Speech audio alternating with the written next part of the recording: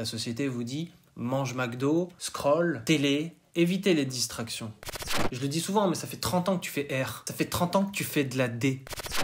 Salut les snipers, j'espère que vous allez bien. J'espère que ça snipe fort comme tous les jours. Si c'est pas le cas, venez dans BR, vous allez voir ce que c'est qu'un vrai sniper. Dans cette vidéo les snipers, je me suis rendu compte d'une chose qui est très importante et que vous négligez beaucoup. Cette chose, c'est que vous arrivez sur les marchés du trading, vous êtes débutant, vous n'y connaissez rien et vous êtes très idéaliste. Je suis ici pour faire une piqûre de rappel. Je suis ici pour vous dire la réalité du monde du trading. Je vais surtout vous aider. Je fais des choses sur ma tablette en même temps, je fais ce que je veux de toute façon. Je vais vous aider surtout à éviter les erreurs de débutant que moi j'ai commis quand j'ai été débutant. Ça se voit pas comme ça, mais j'ai été débutant. Goldfinger a aussi été PNJ. Pas vraiment. Vous faites des erreurs quand vous êtes débutant et vous avez tendance à les négliger parce que vous arrivez, vous êtes dans votre monde de salarié et vous arrivez en trading, c'est un nouveau monde. C'est un monde où dès que vous faites la relation cash-bougie japonaise, ça explose dans votre tête. C'est normal. Je vais vous expliquer ce qu'il en est dans cette vidéo, les snipers, et je vais vous dire les 5 erreurs de débutant que j'ai faites et que si je les avais comprises plus tôt, j'aurais été rentable plus rapidement. C'est des erreurs que tout le monde a fait, que vous faites encore, que j'ai faites et je suis ici pour vous aider parce qu'il y a des choses que vous ne devez pas négliger. Et je vais boire un coup d'eau. Je la mets là, on s'en fout. La première erreur de débutant, c'est d'ouvrir cash son ordi quand c'est le moment de trader. Vous êtes là, vous arrivez, vous découvrez le trading, donc voilà, vous avez votre petit tas, vous vous dites ok, je veux plus de revenus par mois, donc vous vous mettez au trading, c'est comme ça que j'ai commencé aussi. Vous arrivez, vous découvrez TradingView, vous dites mais c'est génial, je vais pouvoir trader parce que oui, le trading est accessible, mais il n'est pas accessible au PNJ. Vous arrivez, c'est votre première journée, nanana, vous ouvrez l'ordi, boum, vous lancez un trade. Ça, c'est l'erreur qui m'a permis d'être longtemps broke. C'est une erreur. C'est une grave erreur. Pourquoi ? Parce que vous n'avez pas fait d'analyse. Ça paraît logique comme ça. Il y a de l'impatience, il y a tout ça, voilà, vous n'avez pas fait votre analyse, vous êtes mongol.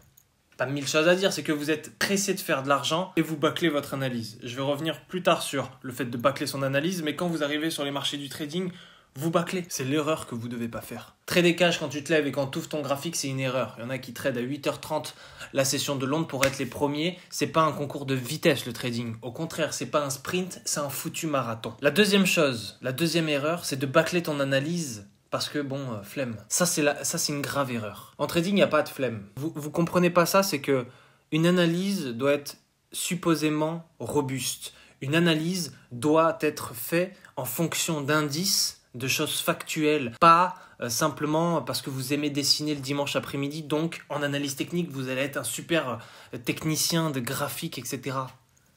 Surface. Vous êtes un putain de chirurgien, ok ? Vous êtes un laborantin, ok ? Quand vous vous lancez en trading, vous êtes un laborantin, c'est-à-dire que vous faites des analyses continuellement, tous les jours, et vous essayez de mélanger certaines fois des indicateurs avec d'autres analyses techniques pour en découvrir. C'est une enquête. Vous êtes un inspecteur, ok ? Vous menez l'enquête sur les graphiques. Ça que vous comprenez pas. Il y en a qui pensent que voilà, c'est magique. Alors je trace un support, une résistance, une trendline. Bon, les étoiles s'alignent vite fait, allez, ça part à l'achat. Oh merde, c'est parti à l'avant. Pourquoi ? Je comprends pas. Parce que t'es bête. T'es un inspecteur. C'est-à-dire que le marché te donne des informations et toi, tu vas aller inspecter. Tu vas essayer de prendre toutes les pièces du puzzle pour les regrouper et pour en faire une analyse cohérente et globale. C'est pour ça que sur BR, vous êtes étonné de me voir à chaque fois réussir mes trades. Non, parce que je fais des putains d'enquêtes. Je suis Sherlock, je suis là avec ma loupe et je me dis non, c'est logique parce que là, ça a testé une fois, ça a résisté une autre fois, là, il y a la liquidité, là, il n'y en a pas, etc., etc. Je fais les choses. Vous êtes là, tu bailles un peu, tu traces ta merde et après tu te dis ouais, ça va dans l'autre sens, c'est un scam. Oui, bien sûr, bien sûr. T'es le pire inspecteur du comico. Voilà, il faut que tu le comprennes. T'es éclaté. T'es éclaté parce que tu bâcles ton analyse parce que flemme. Voilà, t'as pris 15 minutes devant les graphiques et vite. Allez, je vais regarder McFly et Carlito. Non. Non. C'est se concentrer, rester focus, etc. C'est pour ça qu'on parle d'hygiène de trader, d'hygiène de vie du trader. Tu dois bien manger, bien dormir, etc. T'es comme un athlète de haut niveau. Tu penses être Morgan Freeman dans Seven. Non, en fait, t'es Jean-Jacques dans les Seven. Tu vois, t'es éclaté. Bon. Bâcler ces analyses, c'est une erreur qui, en vérité, il ne faut pas négliger parce que vous avez tendance à beaucoup négliger le fait de prendre son temps pour faire une analyse, etc. C'est très important de prendre son temps, mais surtout, c'est une erreur que vous négligez trop parce que vous pensez que c'est autre chose. Vous pensez qu'au début, vous faites pas d'argent parce que c'est à cause du broker ou c'est parce que vous n'avez pas assez de fonds, etc. Non, c'est parce que vous faites pas d'analyse. Vous faites ça en analyse. Vous faites ça en analyse. Le trading, c'est pas fait pour ceux qui ont la flemme. C'est ceux qui aiment regrouper les informations. Il faut pas être très créatif pour être trader, malheureusement. Je suis un excellent créateur. Okay, je suis très créatif comme personne et j'ai dû limiter, j'ai dû prendre une autre partie de ma personnalité pour faire des analyses. Partie de raison, de logique, de chirurgien. C'est ça qu'on veut. Précisément. C'est pas simplement faire la figure du chat, etc. Non, ça c'est de la merde. Ça c'est pour embrouiller du crétin. Nous, ce qu'on veut, c'est typiquement être un chirurgien des marchés. Donc, pas bâcler son analyse. La troisième erreur, et ça corrobore avec ce que je disais, c'est de prendre le trading comme du casino ou du blackjack. Voilà.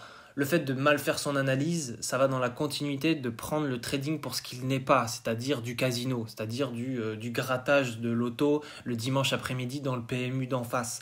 Tout ça, c'est mort. À un moment donné, il faut se rendre compte que le trading, c'est quelque chose qui se rapproche plus des statistiques, la médecine, de la science, que du poker, que du blackjack. Okay, le but, c'est pas de faire 21. Le but, c'est de faire 21K par mois. Et beaucoup d'entre vous ne comprennent pas et arrivent dans le trading pour les mauvaises raisons, attirés par l'appât du gain. Je peux pas vous en vouloir, c'est comme ça aussi que je suis rentré dedans. Mais ensuite, il faut vraiment se rendre compte que de près ou de loin, ça n'a rien à voir avec le poker. La seule chose qu'il faut comprendre, peut-être le seul rapport qu'il peut y avoir avec le poker, c'est le fait que le marché peut te bluffer. C'est la seule chose, c'est l'aspect psychologique. C'est pour ça que je parle souvent de biais psychologiques. Ceux qui me disent « Ouais, il n'y a pas de psychologie, c'est la force mentale », t'es bête. T'es bête et t'es broc, ça se voit. Le casino, je parle souvent de revanche, psychologie de casino, etc. C'est le fait de vouloir se refaire, c'est le fait de remiser, de miser toujours plus, etc. Tout ça, c'est mauvais, c'est très très mauvais. Et en fait, le trading, ça n'a rien à voir avec le casino, de près ou de loin. Faut remonter ce que c'était le trading à l'époque. C'était des papiers journaux où, avec un crayon, ils faisaient leurs analyses. On est loin du blackjack, les gars. Pourquoi ? Parce que le blackjack et le poker, il y a une part de chance qui est supérieure à celle du trading. C'est comme le pari sportif. Pari sportif, sur le papier, l'équipe va gagner, mais à la 91e, but. Cette part de chance, elle n'existe pas dans le trading, du moins. Si vous faites de l'argent avec de la chance en trading, vous allez vous rendre compte qu'il n'y a pas de chance. Parce que rapidement, la chance, elle s'en va. Ok ? Donc, tout ce qui est comparé, casino, etc., arriver, c'est de remiser, non, j'ai perdu, je vais essayer de me refaire. Tout ça, ça va dans le mur. Tu fonces directement, tu mets la troisième, tu fonces directement sur l'autoroute et après, boum, tu pars dans le fossé comme ça directement. C'est typiquement ça. Donc, prenez pas le trading pour du casino. Et tant mieux parce que moi, je déteste les jeux d'argent. Prenez le trading pour ce qu'il est, c'est-à-dire quelque chose de mesuré, de posé, de logique, de constant, de chiant. Voilà. C'est le money management, tout ça, la psychologie, c'est chiant. Mais au bout du bout, tant mieux parce qu'on ne monte pas un business sur de la chance. Le trading, c'est un business. Il y a des entrées, il y a des sorties. Vos pertes, c'est vos sorties. Vos gains, c'est vos entrées. C'est comme un business. L'argent circule, etc. Il faut penser ça de manière logique. Tu ne peux pas construire un business ou un empire sur de la chance. Ouais, vite fait. Oh putain, j'ai gagné 2 millions. Non. Je suis désolé, c'est une chaîne de réalité. Mais bon, moi, je vous dis la vérité. Il y en a qui vous font croire que... Non, pas vraiment. Pourquoi ? Parce que c'est le meilleur moyen, surtout, d'accéder rapidement à ses objectifs. Ah oui, parce qu'un an pour accéder à ses objectifs, c'est quoi ? T'as vu le temps comme il passe vite ? C'est rien du tout. Donc il faut aussi relativiser, etc. Beaucoup se lancent dans le trading parce que voilà, vite, putain, il me faut 2000 € là, dans 2 jours. Est-ce que je peux faire 2-3 trades ? Malheureusement, c'est le meilleur moyen de rentrer, de se faire scammer et de repartir. Alors que si tu te dis, vas-y, je veux être libre financièrement dans 1 an et demi avec du travail acharné. Putain, 1 an et demi à hauteur d'homme, c'est quoi ? C'est que dalle. T'as fait quoi l'année dernière ? Rien. Je connais la réponse. Donc voilà, il faut avoir de la relativité face au temps et surtout pas rentrer par la porte du trading, par la porte du croupier ou du casino, parce que c'est le meilleur moyen de perdre son oseille. La 4e erreur de débutant que vous commettez tout le temps, parce que vous êtes débutant et vous êtes bête, vous êtes broc, les deux vont ensemble généralement, c'est changer de stratégie tous les 2 jours car celle-ci elle n'est pas à 100% gagnante. Le problème avec le fait de changer de stratégie tout le temps, déjà ça montre un déficit de psychologie, c'est-à-dire le fait de ne pas optimiser sa stratégie mais de la remplacer de manière continuelle. Je ne sais pas si vous me comprenez, en même temps ça se voit qu'il y a une différence de QI, au lexique que j'utilise, c'est une évidence. Mais bon, parlons pas de ça, c'est pas le sujet. Le fait de changer de stratégie tous les 2 jours, toutes les semaines, voire toutes les 2 semaines, voire tous les mois, et de s'en lasser rapidement, ça montre un déficit de psychologie. Ça veut dire que vous cherchez le gain rapide. Ça veut dire qu'au bout du bout, vous cherchez le Graal. Vous connaissez. Vous cherchez la chose qui va vous permettre de faire de l'argent rapidement, sans effort. Désolé, ça n'existe pas. En même temps, dans la vie, il n'y a pas grand-chose qui se fait sans effort. Vous êtes coincé dans votre confort, vous pensez faire de l'argent comme ça, monter un business rapide, millionnaire, nanana, ça n'existe pas. Pas dans mon monde en tout cas. Peut-être dans le monde de Narnia. Moi, mon placard, si je passe dedans, je me retrouve chez le voisin. Vous comprenez la réalité ? La réalité, c'est que changer de stratégie tous les 2 jours, etc., ça montre ce déficit-là. Ce déficit, c'est de penser de faire de l'argent rapidement, mais surtout, c'est être forcément dans une mentalité jetable. Vous n'êtes pas dans une mentalité d'optimisation, de recherche, de confort avec votre stratégie, parce que optimiser sa stratégie, la maîtriser, c'est comprendre les failles, les qualités et les défauts. Et ça n'existe pas une stratégie qui a 100% gagnant. Spoiler, dans la vie, tu ne gagnes jamais à 100%. Tu peux avoir des cycles où tu fais que gagner, tu peux avoir des cycles où tu fais que perdre, ça s'appelle la life, les hauts et les bas. Mais en trading, tu cherches le 100% gagnant. Spoiler, ça n'existe pas. Tu peux avoir une stratégie qui a 30% de succès gagnant. Une petite stratégie de breakout, etc. Et tu peux l'élever à du 80% gagnant. Comment ? Psychologie. Prenons Sylvain Duport, un maître dans la matière. J'en ai déjà parlé, j'en parle dans Monicode, j'en parle beaucoup. Parce que Sylvain Duport, c'est un trader français qui a fait plus 8000% de gains par an. Monsieur 8000%. Sylvain Duport, sa stratégie, c'est du breakout. Ok, il trace des channels, c'est Nicolas Darvas, il trace des channels, il attend que ça casse un channel, etc. Il place au bon moment et il fait en sorte de limiter ses pertes. Donc dès qu'il voit que c'est un peu perdant, boum, il clôture négativement ou neutre. Sa stratégie, elle est pas ouf. Sur le paplard, elle me fait pas bander. Par contre, ce qu'il en a fait, optimiser, il n'a pas jeté. Il n'a pas jeté le lendemain en disant voilà, c'est quoi, putain, j'ai une opportunité toutes les décennies, jamais je serai riche. Non, il attend le bon moment, comme un sniper, mais il l'optimise. Ça veut dire que de 30%, il a fait passer à 80%, voire à 8000%, parce qu'il a optimisé sa stratégie. Il connaît les failles, les qualités, il sait que dans telle phase de marché, ça fonctionne moins bien, donc il va seulement trader la tendance, seulement sur du daily, il va éviter le M15, etc., etc. Et c'est ça, en fait, qui vous permet d'avoir une stratégie qui est puissante. Je connais un type qui fait que de l'argent avec des trendlines. Lui, il trace que des trends. Putain, mais à chaque fois qu'il trace, il a tellement optimisé, il connaît tellement bien sa stratégie que, en fait, c'est une seconde peau, c'est une seconde nature. Le fait de changer de stratégie tous les 2 jours vous empêche de vous approprier votre propre stratégie en fonction de votre propre psychologie. Il y en a qui seront tolérants au stress, d'autres moins. Il y en a qui préféreront les contre-tendances, d'autres les tendances, etc., etc. Le trading, c'est quelque chose de personnel. Je dis souvent que c'est le miroir de la vie, parce que ça représente qui vous êtes sur les marchés. Il y en a, ils font pas 1 euro avec des stratégies que je mets sur YouTube. C'est pour ça que j'en mets plusieurs, parce que il y en a d'autres qui vont trouver cette stratégie de l'alligator parfait pour eux, psychologie, et d'autres qui vont préférer l'Ishimoku, d'autres qui vont éviter les indicateurs, qui vont préférer l'analyse technique. Vous comprenez ? C'est ça en fait dont je parle. Donc changer de stratégie tous les 2 jours, c'est un déficit de psychologie. Sylvain Duport, il a élevé sa stratégie au point que si vous l'utilisez demain, vous n'avez pas de psychologie, vous n'allez rien faire. Ok ? Donc le Graal n'existe pas. Oubliez ça. Le Graal, c'est une belle métaphore parce que le Graal, on l'a jamais trouvé. Le Graal, beaucoup disent que c'est ce qu'on a dans le cœur. Je sais, c'est magnifique, c'est pour ça que vous êtes sur cette chaîne, parce qu'il y a aussi de la poésie. C'est la vérité, les snipers. Prenez une stratégie et maîtrisez-la. Imaginez, vous êtes un samouraï, vous flinguez les mecs qu'avec des katanas. Vous allez en Europe, il y a des chevaliers, ils ont des boucliers et des épées, des claymores, des hallebardes et je sais pas quoi. Vous vous dites, c'est quoi ce bordel ? Et le mec, il vous donne l'équipement, il dit, ouais, c'est comme ça qu'on fait la guerre ici. Toi, t'es un japonais, t'es stylé. Tu dis, oh, moi pas de bouclier, c'est pour les merdes, ça m'enlève ma vitesse. Exactement. Chacun a ses spécificités en fonction de son individualité. Ok ? Et donc il faut absolument capitaliser sur ses propres qualités pour raser le marché, pour faire la guerre de manière la plus optimale. Il y en a qui préfèrent creuser des trous quand les bombes tombent et il y en a qui préfèrent tout simplement construire des anti-bombes. Ok ? Donc il faut comprendre cela. Et en trading, c'est la même chose. De manière générale, dans la vie, c'est la même chose. C'est pas parce que il n'y a qu'un type de nage que vous allez nager comme ceci, etc. Non, vous faites en fonction de vous, de votre respiration, etc. Vous comprenez où je veux en venir ? C'est la même chose en trading. Le dernier point qui fait de vous un terrible débutant, mais je suis passé par là aussi, c'est de vouloir faire le gamin. Ça corrobore. De toute manière, ces 5 points se corroborent et se complémentent de manière générale. C'est de faire le gamin en voulant devenir riche en 2 semaines, alors que généralement, les premiers gains arrivent en 2 mois. Et vous commencez à vivre du trading peut-être en 1 an. Qu'est-ce qu'un an ? Qu'est-ce que tu as fait cette année ?